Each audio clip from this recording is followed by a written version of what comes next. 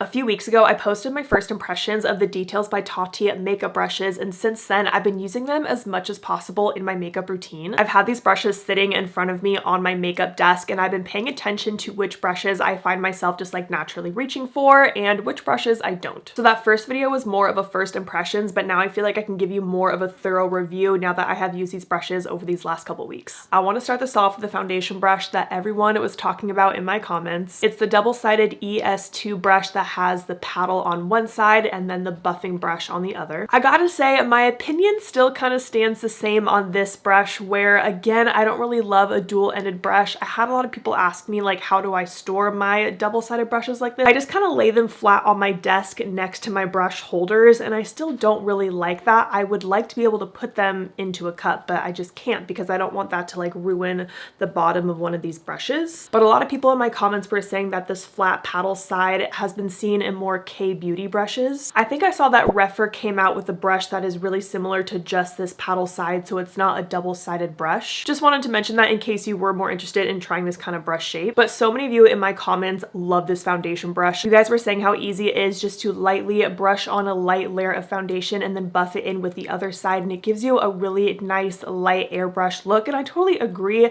Again, I just don't really like the extra effort of having to do this and then having to flip it over and do the other side. So over these past couple weeks, I really have not been grabbing for this foundation brush, which is kind of what I expected when I first saw this brush. I kind of knew I wasn't gonna love it, and that's okay. So then the other foundation brush I didn't get to try in that first video is the SP1, and I have used this one a handful of times since then. And I gotta say, I do like this brush more than I thought I would. So it is a duo fiber brush, and in my experience, sometimes I've had a streaky look with duo fiber brushes, but I have not had that issue at all with this brush. And what I like about this foundation brush too is that I can get around the edges of my face, like around my nose and my eyes, whereas I felt like with this brush I couldn't because it's so stiff right here and then you have like the flat edge. So if you were to ask me, out of the two Details by Tati foundation brushes, which one would I pick, I would choose this one just based off of my personal preferences. But I would also tell you that so many people in my comments love this foundation brush. But at the same time, I still stand by what I originally said, where I would just stick with my BK Beauty 115 foundation brush. This is my favorite. I love how it gets around all of the curves of my face. I love the size of it. Kind of see the different shapes of the heads there, where the BK Beauty one has like a soft angle to it. So yeah, that's my 2 cents on the foundation brushes. Next, I want to move on to the two brushes that I would say have been my most used out of all of the Tati brushes. And it is these two brushes. I have been using these for all of my blush and bronzer needs. I love the size of these brushes. Unfortunately, they're both in different sets though. So first we have the ES3, which is in the Essential set, and in my first video, I said that I'd probably use this brush for like smaller powder on my face, but I've really been loving it for powder, blush, and just like maybe a little bit of contour bronzer. I just think it is the perfect size for my blush. Like it fits perfectly on the apple of my cheek going up to my cheekbone. And then the other one I've been grabbing for a lot is the EX2. So this one I've been using for my cream, blush, and bronzer. So this one's a little bit flatter on the top, but it has a lot of give to it, and it is just so soft, and it is so good at applying my cream, blush, and bronzer. So let's use it. So I'm gonna apply a little bit of blush. I'm using e.l.f. Dusty Rose. So then using the EX2 to blend this out.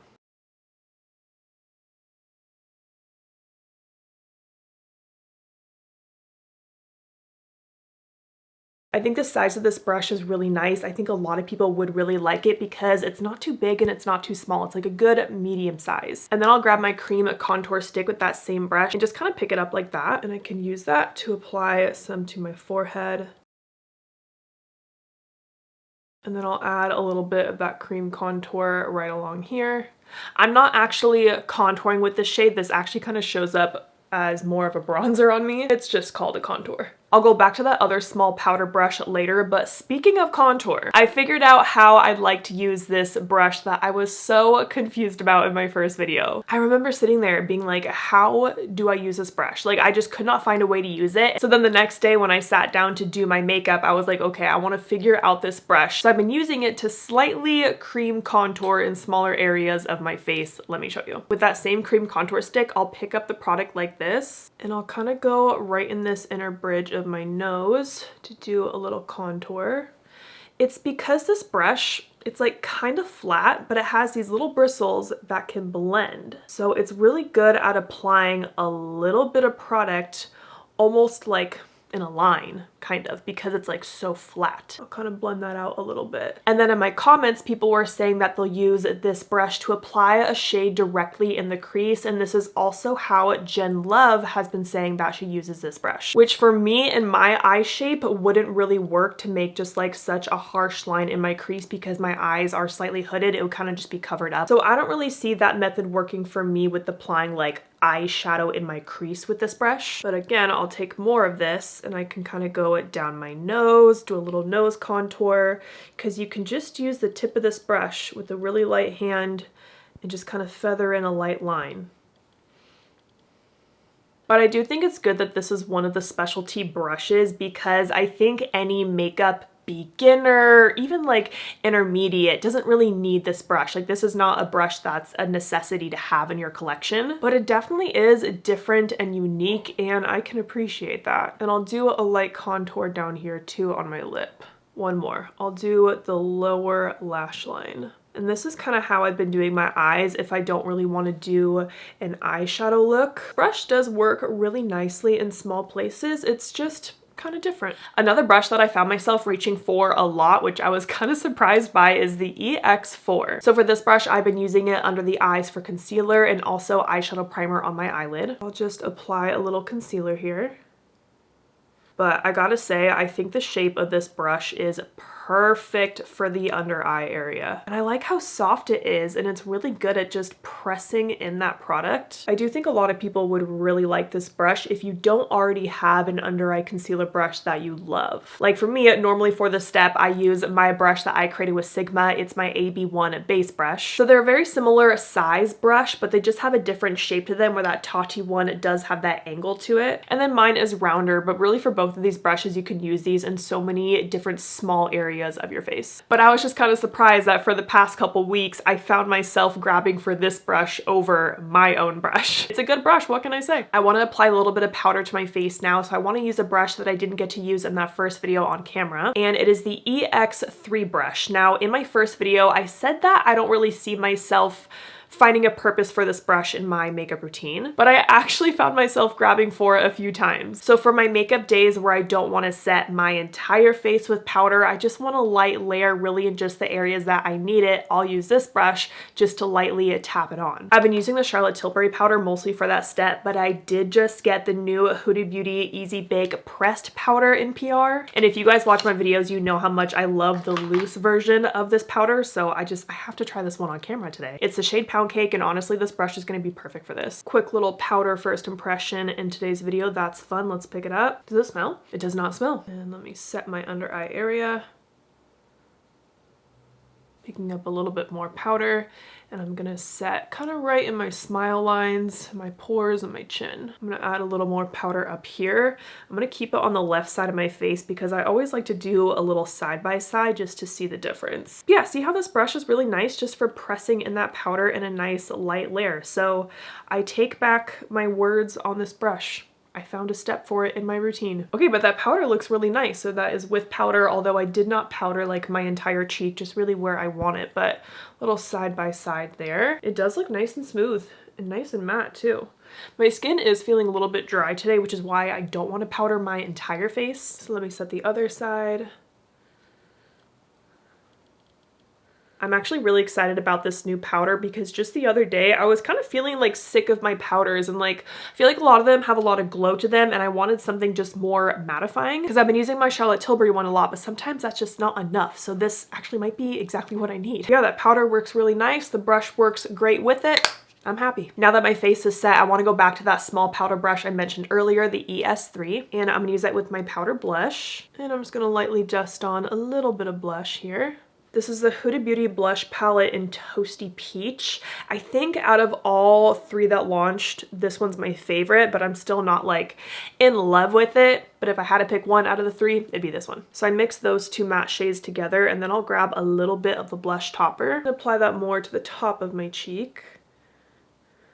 What I like about this palette too is that this shade is nice and toasty and kind of bronzy for me, so I can use it as a bronzer just like a little bit in my hairline up here, again with that same smaller powder brush. But yeah, really just over these last couple of weeks, I found myself reaching for this brush over and over again for all of my powder, blush, and bronzer needs. Next is a brush that I loved in the first video and I am still loving today. It is the SP4, and this one is just perfect for highlighter on the face. So I'm gonna take my NARS Eros highlighter, and I love this brush because it has a slight little tilt to it. It has the tiniest bristles on the tip here that just apply like the perfect amount of product. I think a lot of people in my comments were saying that Rose and Ben has a brush that's really similar to this. Honestly, I have not checked out their brushes before. I know who you're talking about. I just have never tried the brushes. But the first time I used this brush, I fell in love with it, and I've still been using it like literally every single day to highlight my face. Next, I want to talk about the brushes that sadly have not made their way into my routine, and honestly, there's quite a few of them. I want to talk about the eye brushes just in general, even though they are kind of separated between the 3 sets, because honestly, I have not been reaching for these eye brushes at all. But that is partly because I created my own eyeshadow brush set with Sigma, and like to me, this is the perfect eyeshadow brush set. That's literally why I created it. So like, I like this one better, right? But really, I stand by everything I said in the first video, where I feel like a lot of these brushes, like these 2 blending ones, are pretty large and fluffy.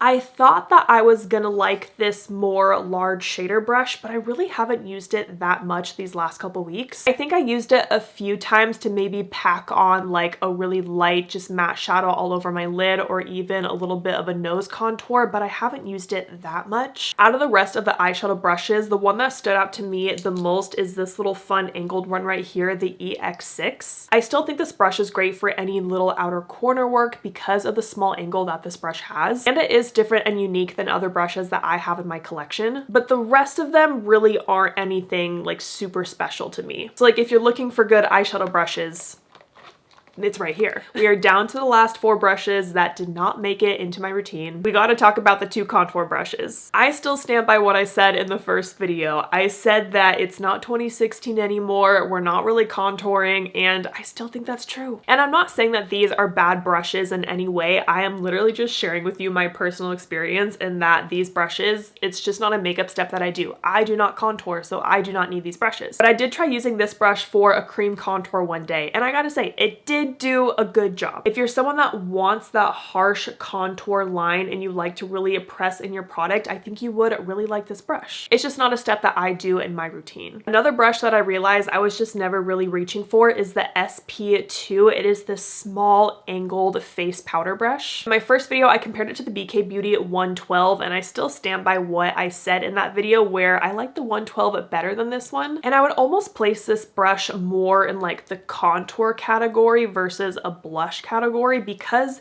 it does kind of have more of that like straighter edge of brushes, like that sharp contour one I just showed you, where like it doesn't have a nice fluffy head for a powder blush like this one does that I mentioned earlier that I'm like in love with, right? This one was just not a favorite for me. And then the last brush that I really wasn't reaching for over these last couple weeks is the ES1. It's literally the first brush in the whole collection. Whoops. And again, I'm not saying that this is a bad brush at all. This is honestly a great fluffy powder brush, but I would probably say that most of you watching this video right now already have a brush exactly like this in your collection. So for me, before this brush came into my life, I was using the Sigma F24 all powder brush, and you can see like they are literally like the same, just large powder brush. So yes, it's a good powder brush, but I bet you already have something like this in your collection. My eye look is nothing crazy, which is why I didn't feel the need to show you, but in case you're wondering, all I did was take the new Anastasia Beverly Hills Mini Haze palette. There's this one shade in here that I really like. It's this one right here. It's a really nice, just like cool toned,